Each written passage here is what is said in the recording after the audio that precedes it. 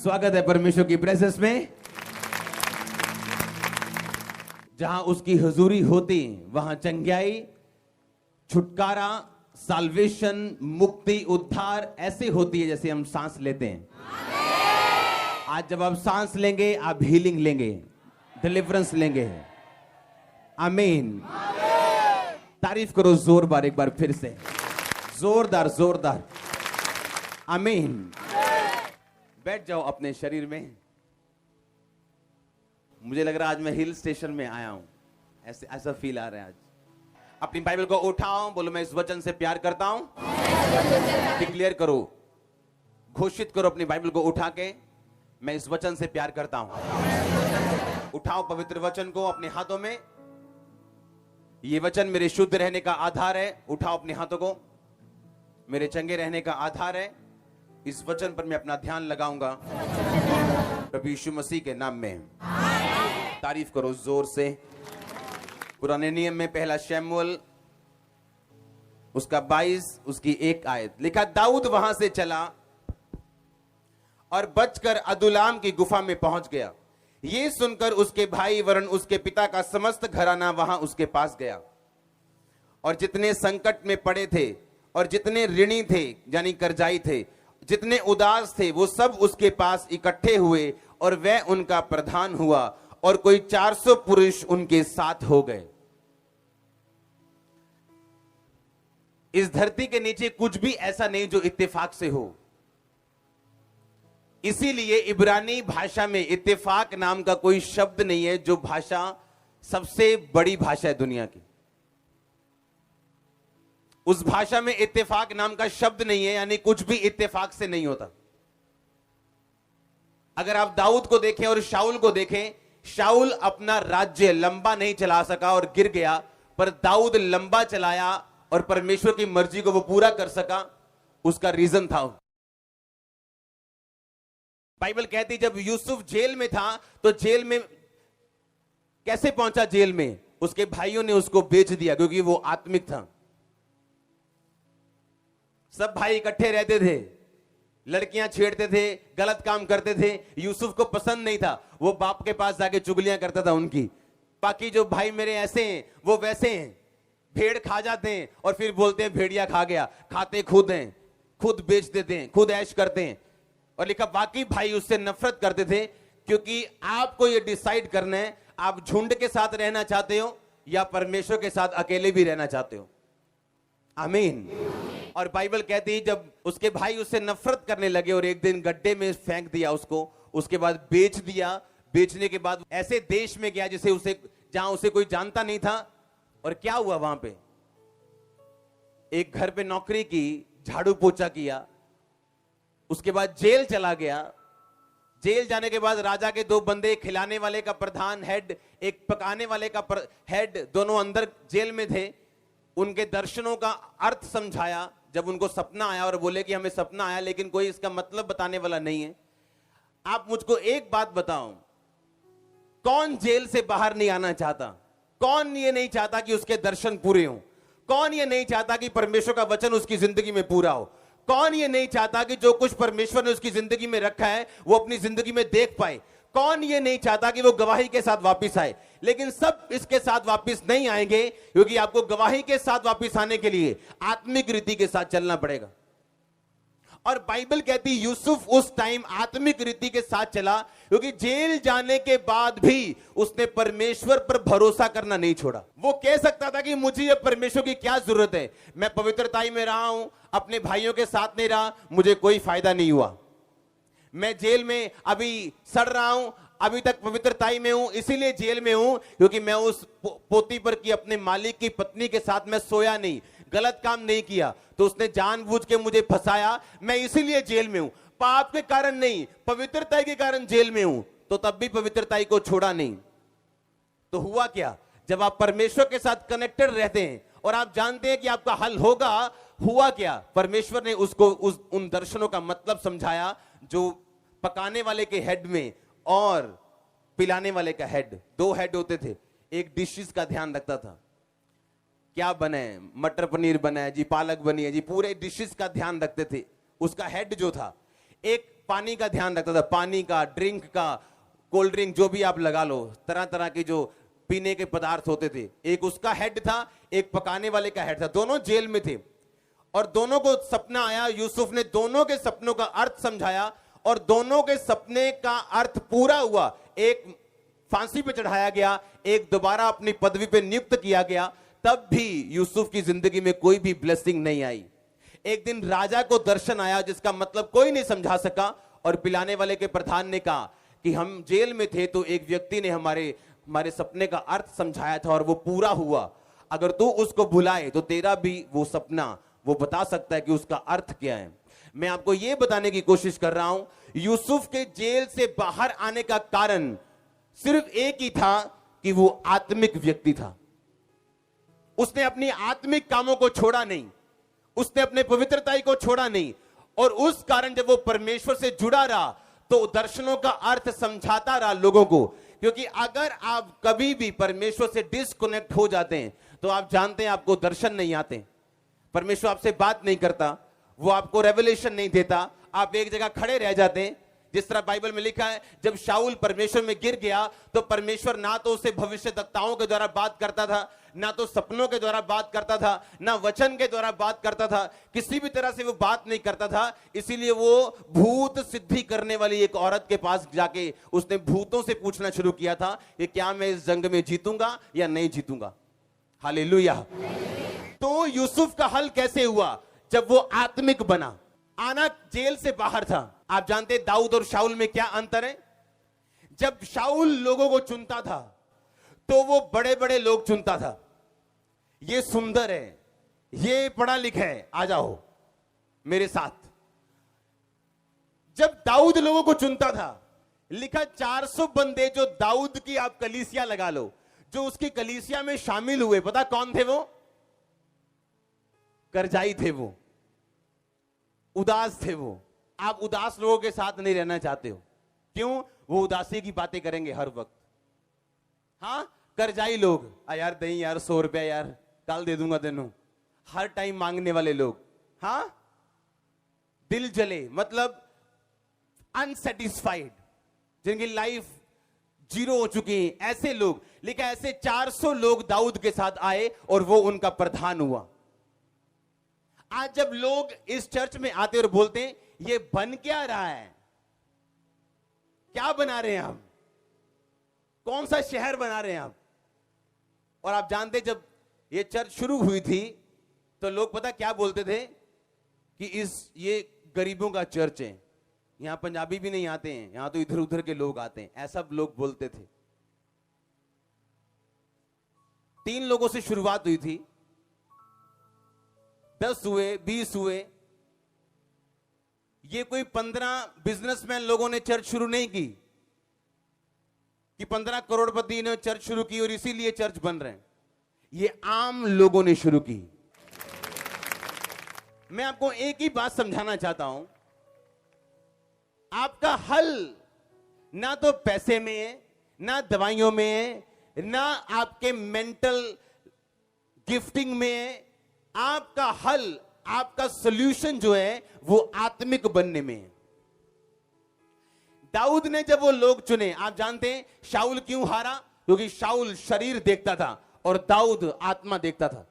और 400 लोग जो उसके साथ मिले थे, करजाई, दिल जले, अनसेटिस्फाइड, ऋणी, दुखी, अगर आप इनको दूसरा शमूएल में पढ़े तो ये लोग योद्धा बन चुके थे और बड़े बड़े काम कर रहे थे और अमीर हो चुके थे, कर्जों से बाहर हो चुके थे। क्या आप नहीं जानते कुरिन्थिया में क्या लिखा? कहता क्या तुम नहीं जानते कि परमेश्वर ने जगत के निर्बलों को चुन लिया? पढ़ेंगे हम वचन, पहला कुरिन्थिया निकालो सब जन नए नियम में, उसका 1 बाब उसकी 26 आयत। उसमें लिखा है, भाइयों अपने बुलाए जाने को तो सोचो, ना शरीर के अनुसार बहुत ज्ञानवान, ना बहुत सामर्थी, ना बहुत अमीर कुलीन बुलाए गए, परंतु परमेश्वर ने जगत के मूर्खों को चुन लिया है कि ज्ञानवानों को लज्जित करें, और परमेश्वर ने जगत के निर्बलों को चुन लिया है कि बलवानों को लज्जित करें। और परमेश्वर ने जगत के नीच और तुच्छ लोगों को वरन जो है भी नहीं उनको भी चुन लिया कि उन्हें जो अपने आप को कुछ समझते हैं व्यर्थ ठहराएं, ताकि कोई प्राणी परमेश्वर के सामने घमंड ना करने पाए। अगर आप आम बैकग्राउंड से हैं तो कांग्रेचुलेशंस। वो कहता जगत के निर्बलों को मैंने चुना, जगत के तुच्छ लोगों को मैंने चुना। कहता जो है भी नहीं, जो मूर्ख है, कहता निर्बल है, कहता नीच है, कहता मैंने उनको चुना ताकि जो लोग अपने आप को ऊंचा समझते हैं मैं उनको शर्मिंदा करूं उन नीचों के द्वारा, जब मैं उन्हें ऊंचा करूंगा। तो कहता क्या तुम नहीं जानते, ना तो शरीर के अनुसार बहुत ज्ञानवान, ना तो बहुत सामर्थी, ना तो बहुत कुलीन बुलाए गए। आप जानते जब परमेश्वर आपको अपने पास बुलाता है वो आपकी बैकग्राउंड को यूज नहीं करना चाहता, आपके गिफ्ट को वो इस्तेमाल नहीं करना चाहता। मैंने ऐसे लोग देखे हैं जो कैंसर के ऊपर रिसर्च कर रहे थे, पीएचडी डॉक्टर से भी ऊपर का लेवल था उनका, और परमेश्वर ने अपनी हीलिंग मिनिस्ट्री में बुलाया और आज वो एक्सपीरियंस कोई काम नहीं कर रहा, क्योंकि वो एक्सपीरियंस अलग है और जो बाइबल कहती है वो पूरी तरह से क्या है, अलग है। आप बुलाए गए परमेश्वर के द्वारा, लिखा उन्हें तुच्छ लोगों को, नीच लोगों को। कहता जिन्होंने ना तो ज्ञानवान है, ना सामर्थ्य है, ना अमीर है, कहता मैंने उनको चुना उनको शर्मिंदा करने के लिए जो अपने आप को कुछ क्या समझते हैं। आप जानते हैं इजराइल को परमेश्वर ने क्यों चुना?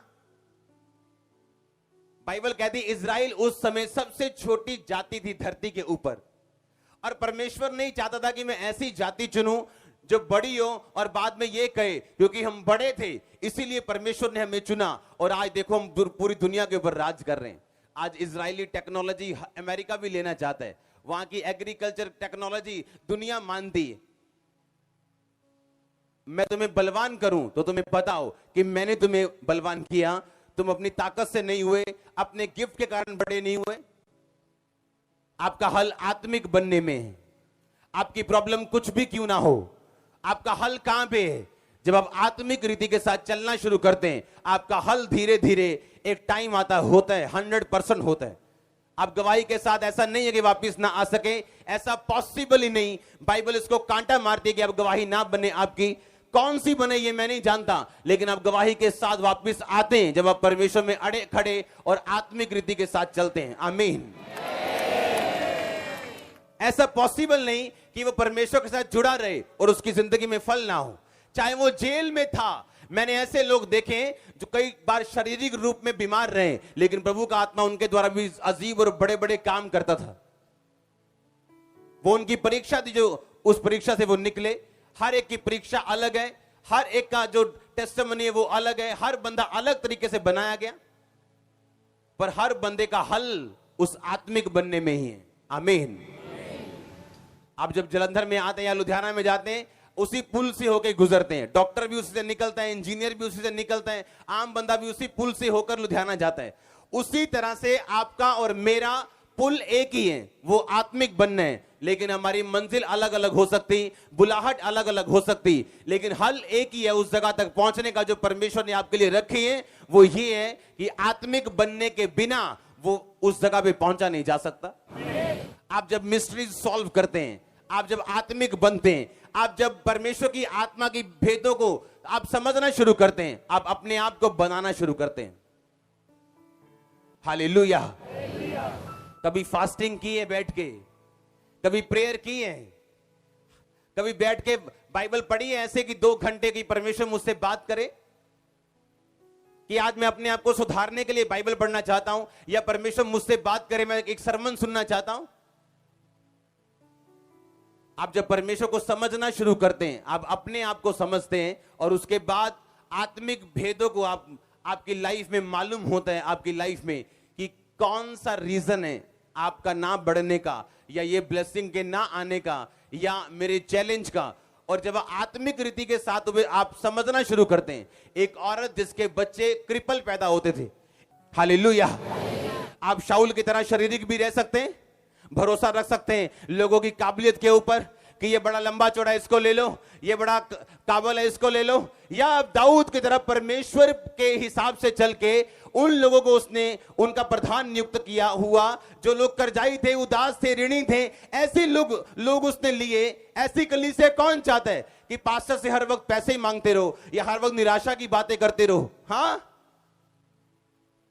लेकिन बाइबल कहती है जब आत्मिक रीति के साथ आप आत्मिक चीजों को समझते हैं, आपके हल होते हैं। आमीन। आज लोग ये समझने की कोशिश नहीं करते उनका बिजनेस डाउन क्यों है। बाइबल कहती जो तुम बोओगे वो तुम काटोगे।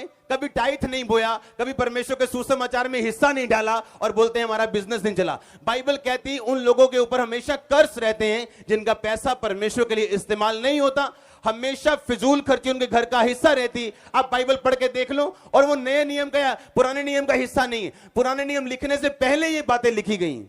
आमीन। तो ये तो हमको सोचना है कि मैं क्या बोना चाहता हूं और क्या काटना चाहता हूं। बाइबल कहती कुरिन्थियों 1 उसकी 6 और 20 में लिखा, कहता अपनी देह के द्वारा परमेश्वर की महिमा करो, अपनी आत्मा के द्वारा परमेश्वर की महिमा करो, अपने पैसों के द्वारा भी एक बाइबल में लिखा परमेश्वर की महिमा करो। जो कुछ मेरे पास है मैं उसे परमेश्वर की को ग्लोरीफाई करने में अगर लगाऊंगा तो मैं सेफ रहूंगा। हाँ या ना? मेरा हल किस में है? आत्मिक रहने में। आमीन। आत्मिक रहने में। डैनियल को जब मालूम हुआ कि राजा ने एक आज्ञा निकाली है कि जो कोई मेरे सपने का अर्थ नहीं समझा पाएगा तो उसे मैं मार दूंगा, डैनियल ने कहा अपने तीनों दोस्तों को, कहता प्रार्थना करो कि स्वर्ग का परमेश्वर यहोवा अपने भेदों को मुझ पे प्रकट करे। वो जानता था कि ऐसी सिचुएशन मेरी लाइफ में आ चुकी है जहां मेरा कोई गिफ्ट काम नहीं कर सकता, मुझे परमेश्वर के हाथ की ही जरूरत है। और परमेश्वर ने डैनियल के ऊपर सपने और सपने का अर्थ दोनों प्रकट किए, और बाइबल में लिखा वो ऊंचा किया गया, अपने गिफ्ट के द्वारा नहीं, अपने आत्मिक होने के द्वारा। आमीन। आप याद रखो, आप कुछ भी करो, एमबीबीएस करो, आप इंजीनियर बनो, नो प्रॉब्लम, पर आपको आत्मिक बनना है साथ साथ। आमीन। परमेश्वर पढ़ने से रोकता नहीं, आपको क्या बनना है साथ साथ, क्योंकि आपका हल किस में है? आत्मिक बनने में। आपका प्रमोशन किस में है? आत्मिक बनने में। और जैसे ही वो आत्मिक रीति के साथ चले उनका प्रमोशन होता गया, और कोई व्यक्ति उनके प्रमोशन को खत्म नहीं कर पाया। हालेलुया। आपका हल कहां पे है? आत्मिक बनने में। आपकी प्रमोशन कहां है? आत्मिक बनने में। आमीन।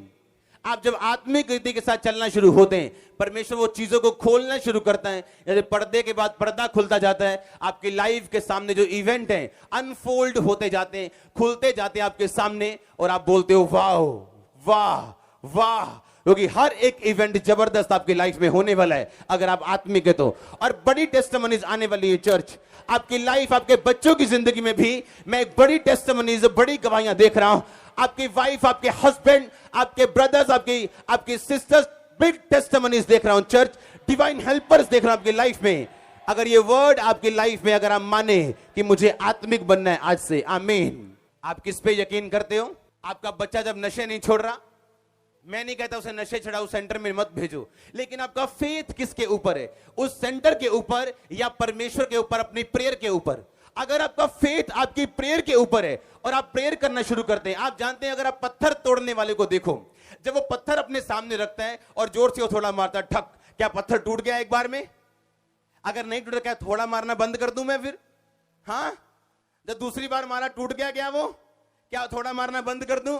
वो लगातार मारता है, पत्थर ऊपर से 1 इंच भी टूटता हुआ नजर नहीं आता, पर उसको मालूम है पत्थर की स्ट्रेंथ जो है वो कम हो रही, उसकी मजबूती कम हो रही, और एक बार जब 10वां 11वां थोड़ा पड़ता है, एक बार में वो पूरा टूटता है। और उसी तरह से प्रेयर काम करती है।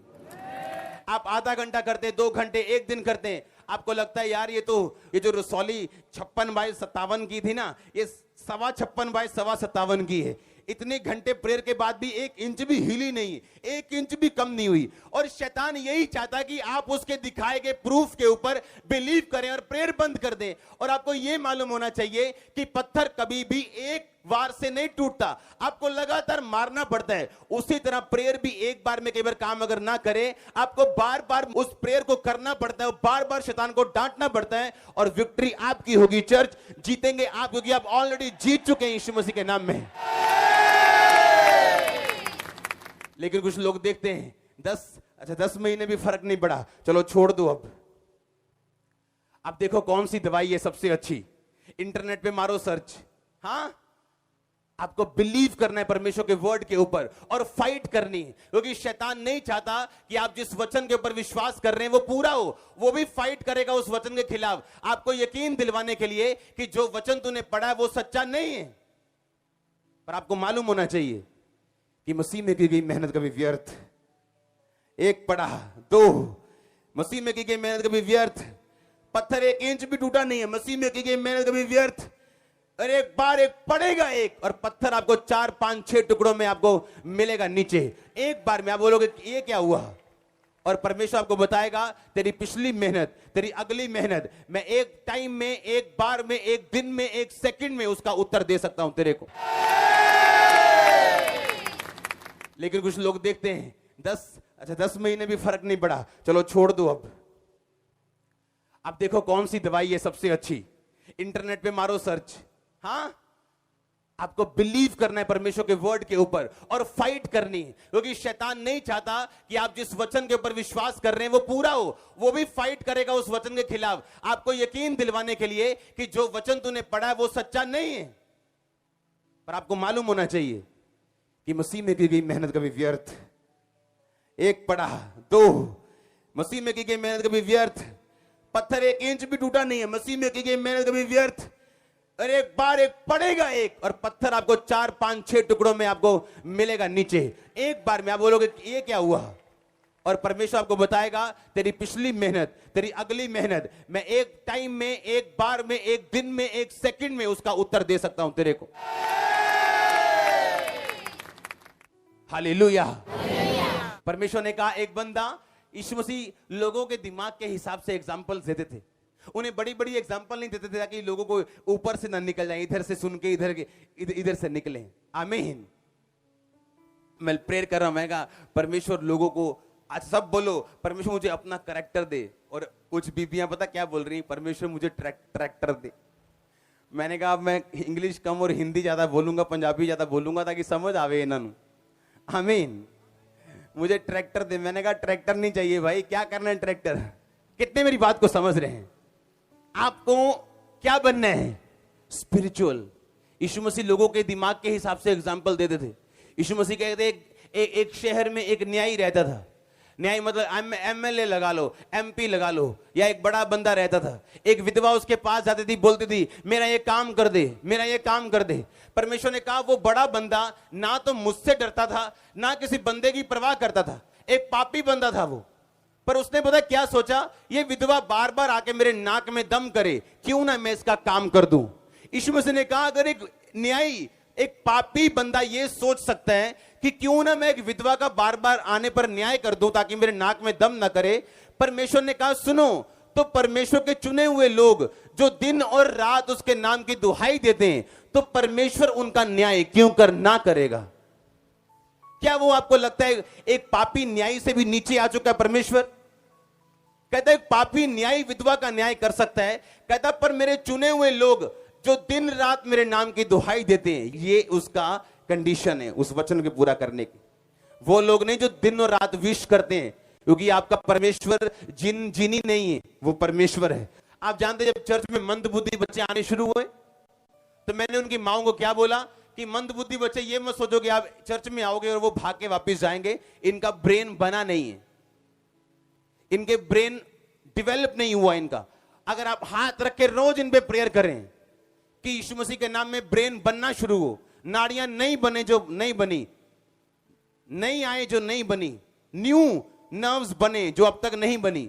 आप जानते हैं मंदबुद्धि बच्चे भी हील हुए चर्च में, और ये आसान नहीं था जैसे आप सोच रहे वैसा नहीं हुआ। कोई जादू नहीं हुआ, 2 दिन में काम हुआ उनके ऊपर, प्रेयर हुई उनके ऊपर, मेहनत लगी लोगों की, हमारी, उनके पेरेंट्स की, तब वो हील हुए जाके। आमीन। ये नहीं एकदम से चर्च में आए और यहां जादू टोना चल रहा है कि ये ले जाओ, ये धागा ले जाओ और पानी ले जाओ, सब ठीक हो जाएगा। आपको सिखाया जाता है लड़ना कैसे, प्रेयर कैसे करनी। आमीन। आपका हल कहां पे है? आत्मिक बनने में। जब एक व्यक्ति आत्मिक बनना छोड़ देता है, उसका हल होना खत्म हो जाता है, सोल्यूशन खत्म हो जाता है। परमेश्वर की ओर से जो सोल्यूशन आएगा वो टेम्पररी नहीं, परमानेंट होगा, सदा का होगा। जो इंसान और शैतान आपको देगा वो टेम्पररी होगा। जोर से बोलो हालेलुया। आज के बाद जब आप प्रेयर करेंगे और आत्मिक बनने की कोशिश करेंगे, आपको याद रखना है कि शैतान आपके सामने इस तरह से खड़ा होगा कि इससे कोई फायदा नहीं, पर फायदा हो रहा है आपको। पत्थर पे जब हार पड़ेगा और थोड़ा पड़ेगा, अंदर से वो कुछ होगा उसको। बाहर से चाहे उसका साइज कम ना हो, अंदर से वो टूट चुके हैं। एक लास्ट हथौड़ा पड़ेगा आपकी गवाही का। जिस दिन वो पड़ा वो पत्थर टूटा मिलेगा और आप यहां खड़े हुए मिलेंगे अपने परिवार के साथ, अपने डॉक्यूमेंट्स के साथ। मैं जो आत्मा में देख रहा हूं, अपनी फाइल्स के साथ, अपनी रिपोर्ट्स के साथ। अगर आप मीनूंच है, आपकी रिपोर्ट्स को मैं बदलने का हुक्म देता हूं, फाइल्स को अनॉइंट होने का हुक्म देता हूं, केसों को हल होने का हुक्म देता हूं। आपके परिवार को मैं ब्लेस करता हूं टेस्टिमनी के साथ। चर्च, अगर आमीन ऊंचा, ये आशीष आपकी। मैंने कहा तू बच, तेरा घराना। पहले कौन बचे? कि तू प्रेयर कर, हां, कि तू रोजे रख। क्या कर तू बच। जब तू बचेगा तू प्रेयर भी करेगा, रोजे भी रखेगा, पाप से भी दूर रहेगा, तू सब कुछ करेगा। और जब तू बचेगा तेरा घराना बचाया जाएगा। आपका हल किस में है? आत्मिक बनने में। वो कर्स हो, वो बीमारी हो, वो टूना हो, वो जादू हो, आप आत्मिक जब बनते हैं आपका हल होता है। और वो लोग जितने आत्मिक रीति के साथ आप चलते हैं, उतने शारीरिक रास्ते परमेश्वर खोलता है आपकी लाइफ में। आप आशीषित हैं यीशु मसीह के नाम में। आमीन। जितना लंबा और ऊंचा ब्लेसिंग उतनी बड़ी चर्च। मैंने कहा आमीन। जितना लंबा और ऊंचा ब्लेसिंग उतनी बड़ी। आमीन। जितना लंबा और ऊंचा ब्लेसिंग उतनी बड़ी चर्च। अपने पड़ोसी को बोलो आत्मिक बन, तेरा फायदा इसी में। आमीन। आप जानते हैं कि आप कुछ भी कर लो, दुनिया आपका विरोध नहीं करती, लेकिन चर्च जाने में ऐसा क्या हो गया कि दुनिया आपका विरोध करती? कभी सोचा? वो शैतान है जिसको आग लगती, लोगों का कसूर नहीं। हालेलुया। आप जानते हैं यूसुफ को पहले सिर्फ दर्शन आते थे कि ऐसा होगा, तेरे पिता, तेरे भाई, तेरी माता तुझे दंडवत करेगी। हाँ या ना? आत्मिक बना वो। अपने भाइयों की पाप को स्वीकार नहीं किया, अपने पिता को जाके बताया। उसके भाई बोलते होंगे, ए प्यार सब अपराधों को ढक देता है, बना के रखा कर हमसे। हाँ, हमें आपस में तो बना के रखनी है, हम भाई भाई हैं। और सब भाई नीचे रह गए। आत्मिक बनता गया। जब गड्ढे में गया तो आत्मिक बनता गया। जब पोतीपर के घर में नौकरी की तभी भी आत्मिक था, तो तभी पाप नहीं किया। हाँ या ना? आप जानते हैं उसका गिफ्ट बढ़ रहा था। पहले वो अपना दर्शन सिर्फ समझता था और पाता था, अब वो दूसरों के दर्शनों का मतलब भी जानता था।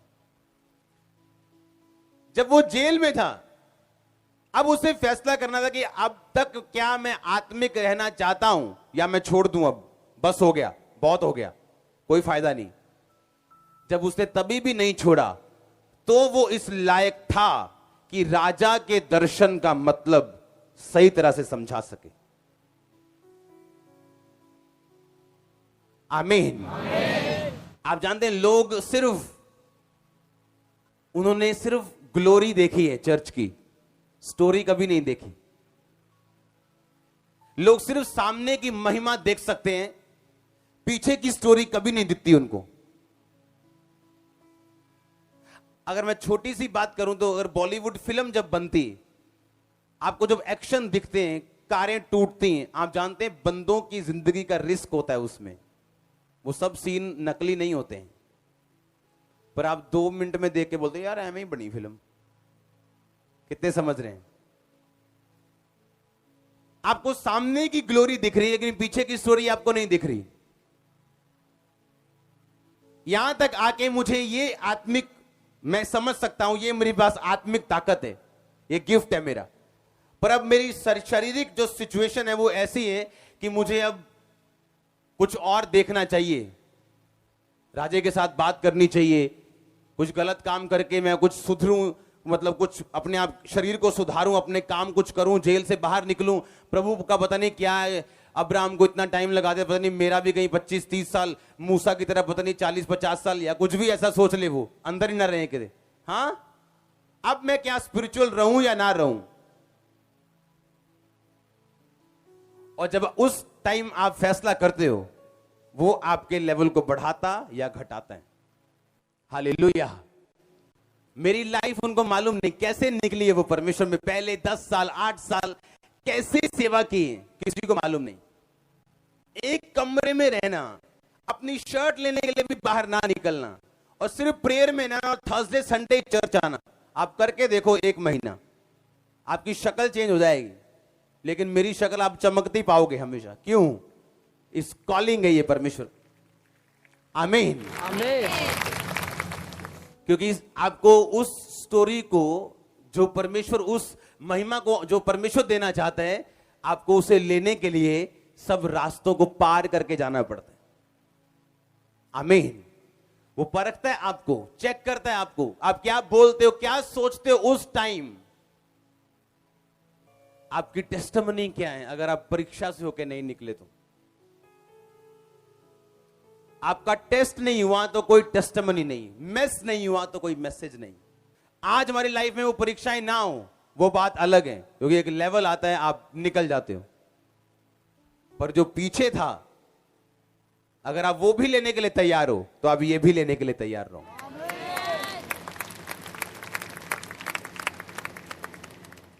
कितने समझ रहे हैं? आपको एक प्राइस देना पड़ता है परमेश्वर को। आमीन। आप जानते जो बाइबल आपके हाथ में, उसे इंडिया में लाने के लिए एक बंदे ने कितना बड़ा प्राइस दिया। उसका परिवार खत्म हो गया, जिंदगी खत्म हो गई, एक बैप्टिज्म देने के लिए। पर बाइबल एंटर कर गई एक भाषा में, उसके बाद अगली भाषा, हिंदी भाषा, पंजाबी, मराठी, गुजराती। आज जब लोग मुझे सुपर हेल्दी देखते हैं, हेल्दी नहीं, सुपर हेल्दी, पर उनको मेरी पिछली जिंदगी नहीं पता, जब मैं सुपर बीमार था। हालेलुया। आप सुपर हेल्दी होंगे, सुपर ब्लेस्ड होंगे, सिर्फ हेल्दी नहीं, सुपर हेल्दी। ओ आमीन। छोटे चर्च, परमेश्वर आपको ऐसा बनाता है, वो आपको बनाएगा ऐसा। अगर आप एक दिन मेरे साथ मेरे ऑफिस में काम करें, और जितने प्रोजेक्ट्स पे हम एक दिन में काम करते हैं, आप शाम को डिस्प्रिन खा के उठोगे। और जब मैं निकलता हूं, मुझे पता है गॉड ग्रेस मेरे साथ है, उसकी ताकत मेरे साथ है। आमीन। लेकिन ये एकदम से नहीं होता, परमेश्वर आपको निकालते हैं। दाऊद ने एकदम से गोलियत नहीं मारा, लिखा उसने शेर को मारना सीखा, भालू को मारना सीखा, और तब उसे कॉन्फिडेंस था कि अब मैं गोलियत को मार पाऊंगा, क्योंकि परमेश्वर मेरे साथ रहा है उन पिछले दिनों में भी। आमीन। अगर मैं सुपर हेल्दी हूं, आप सुपर हेल्दी होंगे, सुपर ब्लेस्ड होंगे। ये सेम मस आपकी लाइफ में काम करेगा अगर आमीन हो चाहे चर्च। जोर से बोलो हालेलुया। आप जानते हैं ये फाइट है, आमीन, और आपको इसे लड़ना है और जीतना है। मैं अपनी लाइफ में फाइट्स हारा नहीं हूं कभी भी। मेरा परसेंटेज 100% है, आपका भी 100% होगा, क्योंकि हमारे परमेश्वर का 100% है, क्योंकि वो सब तरफ से जीत चुका है। उसने गरीबी को हराने के लिए गरीब परिवार में जन्म लिया, बीमारी को हराने के लिए उसने कोड़े खाए, पाप को हराने के लिए लहू बहाया, श्रापों को हराने के लिए खुद श्रापित बना। वो सब तरफ से जीता, आप सब तरफ से जीतेंगे यीशु मसीह के नाम में अगर आमीन ऊंचे हैं। परमेश्वर के वचनों को सुनने के लिए हमारे चैनल को सब्सक्राइब कीजिए और हमारी लेटेस्ट वीडियो सबसे पहले देखने के लिए बेल आइकन को प्रेस कीजिए।